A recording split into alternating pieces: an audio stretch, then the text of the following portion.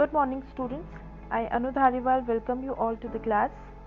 Children, we are discussing civics and we are discussing chapter 1, the Indian Constitution, from your NCERT textbook, Social and Political Life, 3rd. In the last session, we discussed the key features of the Indian Constitution. Two of them have been already discussed, that is federalism and parliamentary form of the government. In today's session, we are going to discuss the next three, that is the separation of powers, fundamental rights and secularism. Coming to separation of powers, children, there are three organs of the state, that is the legislature, the executive and the judiciary. The legislature, we have already discussed it, that the legislature refers to our elected representative, those who make laws. So children, legislature is that branch of the government that makes laws, and who makes these laws?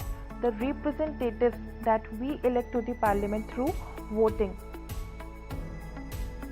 Next organ is the executive. The primary function of executive is to enforce laws and to maintain law and order in the state. This also we have discussed in the last session, that executive's function is to maintain law and order in the state and also enforce the laws that are made by the legislature. Whenever a breaking of law takes place, it is the responsibility of the executive to plug the breach and bring the offenders to book.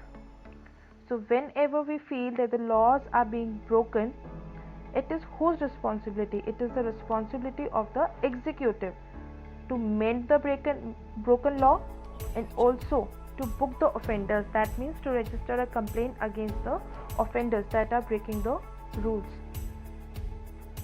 Each government department is responsible for the implementation of the laws and policies concerning its work. So children, every department of the government has its own responsibility and own kind of work, and depending on their work they have different laws and policies. For maintaining law and order in the state, the executive organizes and maintains the police force. So the police force comes under the executive. And why do we need the police force? To maintain law and order in the state. Executive organizes the police force. Third organ is the judiciary. The judiciary refers to the system of courts in the country, who settles disputes and makes sure that laws are obeyed. So what is the function of judiciary? It makes sure that the laws are obeyed, and whatever is the dispute, its functions is to settle it down when it comes to the court. Each organ acts as a check on the other organ of the state, and this ensures the balance of power between all three. So children, each of them, the legislature, the executive and judiciary, all three are a check on the other organs. That means it is their work to keep and watch on the other organs. This is how the balance of power occurs between all these three.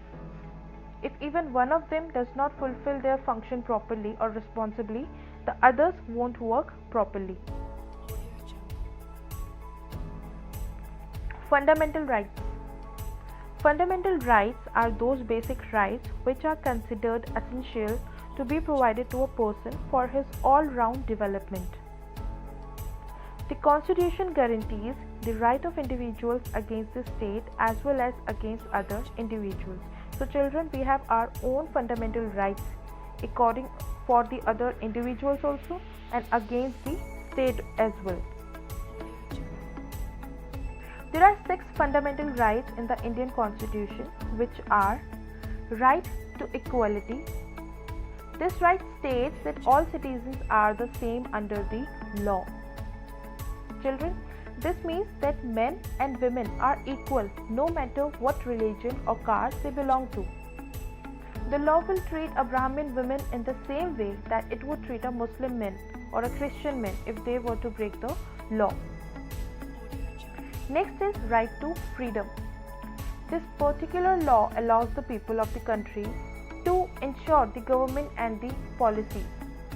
They are allowed to organize themselves however they choose and carry out their daily lives in any way they seem to fit. Next is right against exploitation. Now children, one should always remember that to be exploited, it is to be misused. If you're being exploited, that means you're being misused. We often see that kids and poor people are especially vulnerable to being exploited.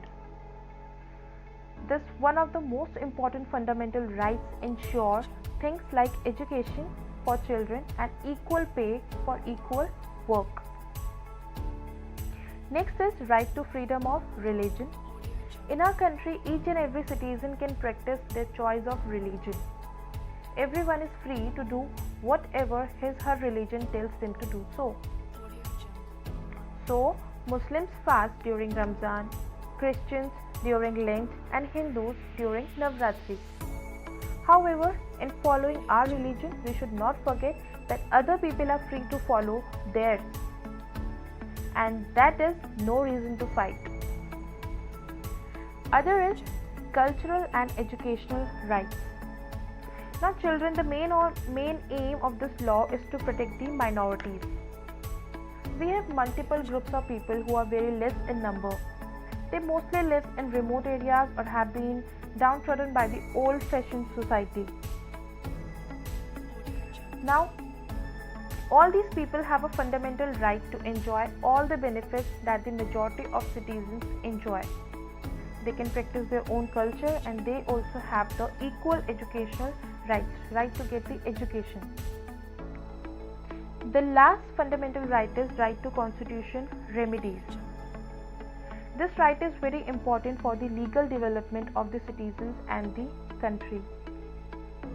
All citizens have equal right to appeal to the court of law for justice. That means everyone can appeal to the court if they feel they have a threat to life or property, or to join the government in order to effect this change. These are the 6 fundamental rights, children, of the Indian Constitution that every citizen has. Next topic is secularism. A secular state is one in which the state does not officially promote any one religion as the state religion. That means no one religion can be called as the state religion. The Constitution plays a crucial role in laying out the ideals that we would like all citizens of the country to adhere to, including the representatives that we elect to rule us.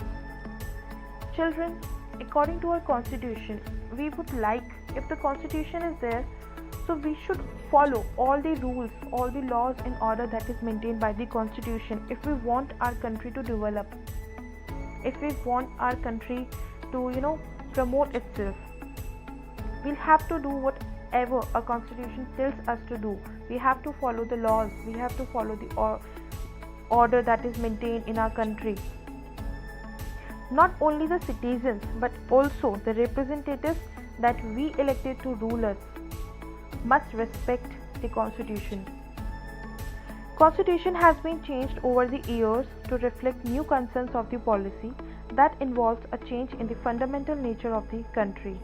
So according to our changing needs, children, there are also many changes that are being made in the Constitution. And according to our changing needs, these will be amended. Like many articles, they are amended according to the changing needs of the citizens of the country. This is how from the developing country one day, children, will be a developed country. Just now we are in a stage, that's why we are called developing. That means we are developing. But the day it's all over, we will be referred as a developed country. This is it for today, children. We'll see you with a new topic in the next session. Till then, stay home, stay safe, take care. Thank you.